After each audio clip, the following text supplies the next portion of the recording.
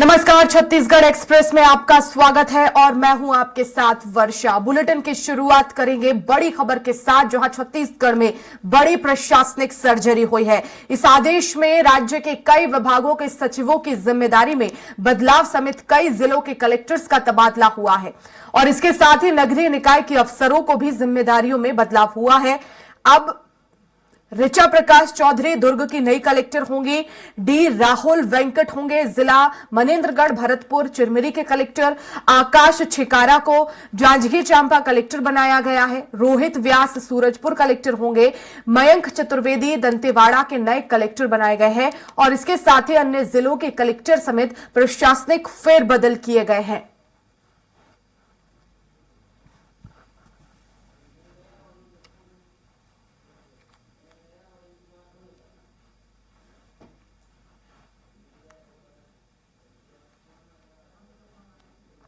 और इस खबर पर ज्यादा जानकारी के लिए संवाददाता हेमंत शर्मा हमारे साथ जुड़ गए हैं रायपुर से।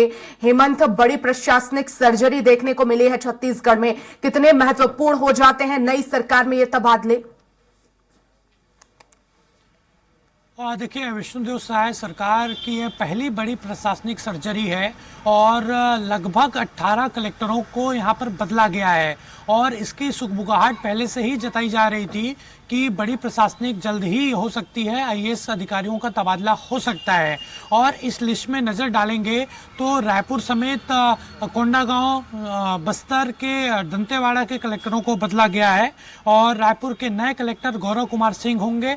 ये पहले जिला पंचायत सीओ रह चुके हैं रायपुर में, 2013 बैच के आईएएस हैं गौरव कुमार सिंह। इसके अलावा जो रायपुर कलेक्टर रहे थे डॉक्टर सर्वेश्वर भूरे, उनको छत्तीसगढ़ राज्य निर्वाचन आयोग का सचिव बनाया गया है। इसके अलावा अनुराग पांडे बीजापुर कलेक्टर होंगे और भोस्कर विलास संदीपान सरगुजा कलेक्टर होंगे। इसके साथ साथ रणवीर शर्मा को बेमेतरा का कलेक्टर बनाया गया है। इसके अलावा दुर्ग कलेक्टर को भी बदला गया है। दुर्ग कलेक्टर पुष्पेंद्र कुमार मीणा को सचिव लोक सेवा आयोग में पदस्थ किया गया है और संजय अग्रवाल राजनांदगांव के नए कलेक्टर होंगे। इसके अलावा नम्रता गांधी को धमतरी जिले का कलेक्टर बनाया गया है। और देखिए, इस लिस्ट में पूरी तरीके से अगर नज़र डाली जाए वर्षा, तो जो पूर्ववर्ती सरकार के दौरान जो आईएएस अधिकारी लूप लाइन में रहे हैं, यानी ऐसे विभाग में रहे हैं जो ज़्यादा लाइमलाइट में नहीं रहता, उनको इस लिस्ट में जगह दी गई है। अच्छा खासा पद उनको दिया गया है।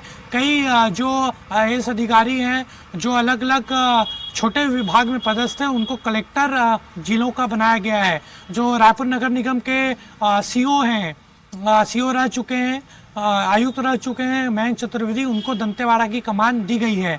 तो ये बड़ी प्रशासनिक सर्जरी राज्य सरकार के द्वारा की गई है और संभावना है कि आज आईपीएस अधिकारियों का भी, यानी पुलिस अधीक्षकों का भी ट्रांसफर लिस्ट देर रात आ सकता है। बिल्कुल हेमंत, लेकिन अब जिस तरह से ये प्रशासनिक सर्जरी और उसके बाद अब प्रशासनिक सेवाओं में किस तरह का असर देखा जाएगा, क्योंकि बदलाव हुआ है, जाहिर तौर पर जो योजनाएं हैं अब और गति लेंगी?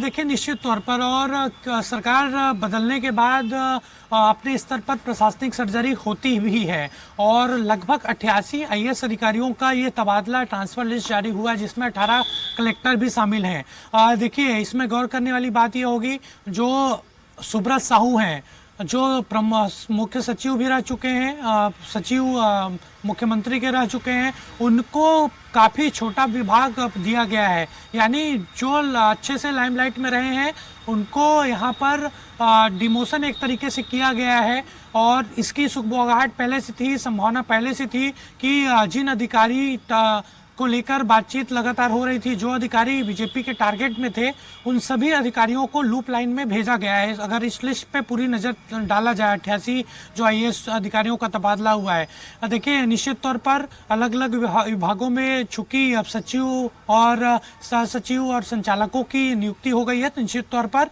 अब काम में तेजी आएगी और एक नए स्वरूप में पूरा जो प्रशासनिक फेरबदल है वो हुआ है, तो निश्चित तौर पर काम की गति आगे बढ़ेगी। बिल्कुल, बहुत शुक्रिया तमाम जानकारी के लिए हेमंत।